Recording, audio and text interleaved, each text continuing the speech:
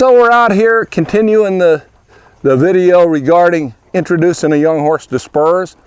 I will tell you that I use this little stick for the beginning of the process of getting my horse more responsive off my legs. And it helps me to transition into using spurs, which I view as being considerably more refined, if they're used right, than just using a stick. A stick is a simple mechanical thing that you can use. So I put my leg on. Now there's no spur, but if she doesn't get away, I'll go, can you move your shoulder over? Can you move your shoulder over? There. Can you move your shoulder over? And then rub it out. Don't want her scared of your tools.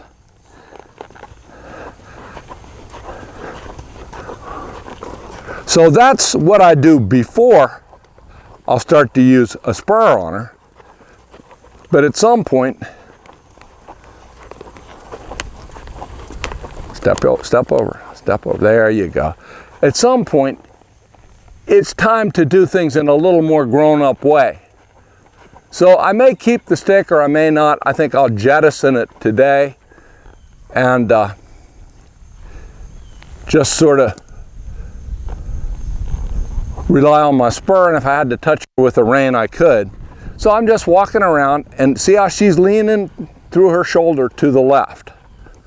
Actually, she corrected that, but she's right now leaning toward her shoulder to the left. So I'm going to put that spur in her. See how that accelerated her shoulder and made it step over. So if she starts to lean to the left like that, I'm just going to put that spur in her. Just leave it there till she steps away. There's always a release. And this, I promise you, if it was your side and not hers, you probably wouldn't step over because you wouldn't be as worried as she is that she might be in trouble. Maybe she has more of a conscience than most people. So I'm going to put a spur on her and turn her toward the camera here. So very simple. See, she wants to look out of that left eye and go to the left. I'm going to put that left leg on her with a little bit of spur and just press there.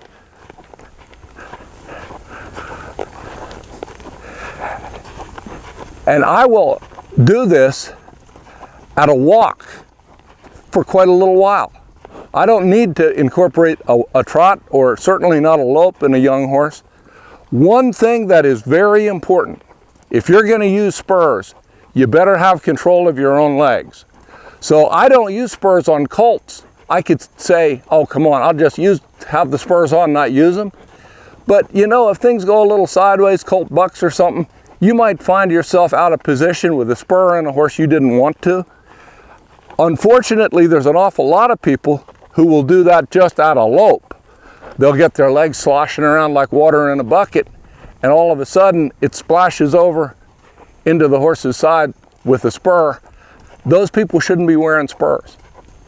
So see how she needs a little help?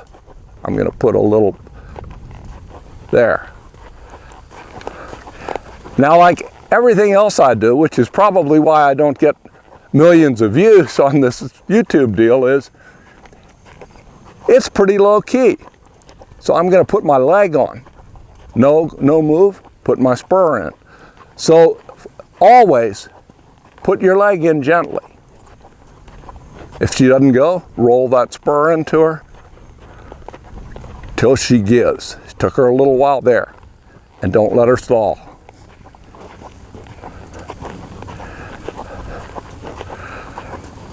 And I believe it's wisest to use your spurs directionally for quite a little while before you touch with both spurs to send her forward. That's a little high degree of difficulty in some ways. They can concentrate on stepping away from the spur on their side this way, like that. It's a little much to ask for them to say, I'm going to put both spurs in you. You need to figure out that means get away from by going forward. You might just as well have them think that means jump straight up in the air. But here it makes sense. You use light leg. Now I never touched her with a spur. She started to step over. Not quite like I'd like. Now, light leg, no. Spur, spur, spur, spur, spur, spur. Yes. Light leg, spur, spur, spur. She's testing that spur a little bit there. So she had a little objection, but she stepped through. You're going to go through that with them. So a little leg, tiny bit of spur there. And guess what? That was good. That was good enough. I'm going to stop with that.